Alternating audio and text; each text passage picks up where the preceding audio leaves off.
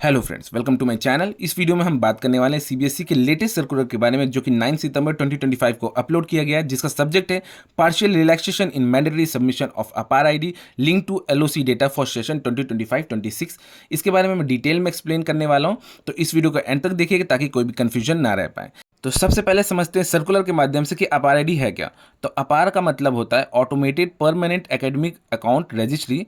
यह भारत सरकार की एक one nation one student ID पहल का एक हिस्सा है, जो कि नेशनल एजुकेशन पॉलिसी 2020 के तहत आता है। ठीक है।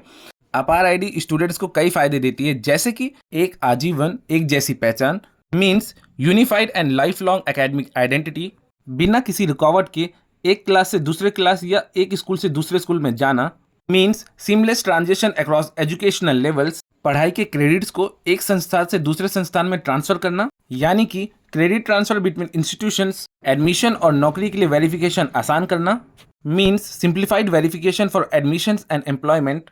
अब बात करते हैं कि इस सर्कुलर का मेन मोटो क्या है। तो सीबीएसई ने सभी स्कूल्स को क्लास 10 और 12 के रजिस्ट्रेशन के लिए, जो कि लिस्ट ऑफ कैंडिडेट्स है, उसको जमा करने के लिए कहा था, जिसमें अपार आईडी को लिंक करना अनिवार्य था, जो कि मैंडेटरी था for specially for the school जो भी इंडिया में लोकेटेड है।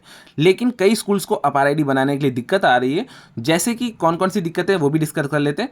अलग अलग पोर्टल के बीच में डेटा को जोड़ने में परेशानी, लाइक यूडाइस में कुछ और नाम है, स्कूल डेटा के हिसाब से आधार कार्ड पे भी अलग नाम है, तो मिसमैच हो रहा है, डेट ऑफ बर्थ मिसमैच हो रहा है। ठीक है, जिसकी वजह से अपार नहीं क्रिएट हो पा रहा था।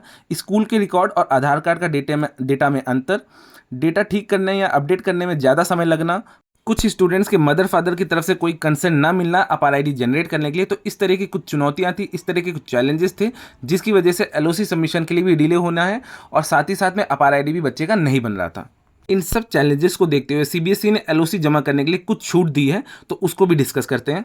तो अभी स्कूल्स को क्या करना होगा, सर्कुलर के माध्यम से बताया गया है, स्कूल्स को निर्देश दिए गए हैं, डायरेक्शन सीबीएसई की तरफ से। तो फर्स्ट पॉइंट डिस्कस कर लेता हूं मैं।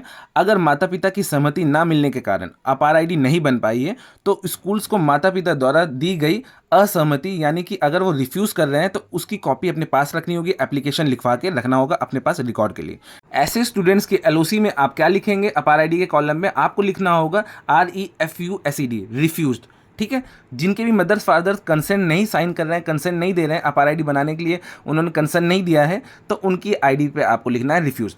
पॉइंट नंबर 2 में समझ लेते हैं। अगर अपार आईडी किसी और वजह से नहीं बनी है, तो एलओसी पे क्या लिखेंगे, एलओसी में स्टूडेंट्स के सामने लिखेंगे NOGEN, नो जेन, मीन्स उनकी अपार आईडी जनरेट नहीं कर पाए हैं या जनरेट नहीं हो पा रही है। पॉइंट नंबर 3 में कहा गया है कि बाकी सभी मामलों में छात्रों की अपार आईडी देना जरूरी है, मीन्स जिनकी भी अपार आईडी जनरेटेड है, आप अपार आईडी के कॉलम में वो सब फिल कर देंगे। और जिनके भी पेरेंट्स रिफ्यूज़ कर रहे थे कंसेंट देने के लिए, या कोई और रीज़न हो सकता, तो आप उनकी अपार आईडी के कॉलम पर रिफ्यूज भी लिख सकते हैं, जो भी केसेस एप्लीकेबल हो। या पॉइंट नंबर 2 पे आप लिख सकते हैं डायरेक्टली नो जेन। ठीक है, मीन्स इसका अपार आईडी जनरेट नहीं हुआ है। इस सर्कुलर की वजह से आपको पता चल गया होगा कि अब सभी स्कूल्स को एलओसी जमा करने में आसानी होगी, साथ ही साथ वे समय पे सारा काम पूरा कर पाएंगे।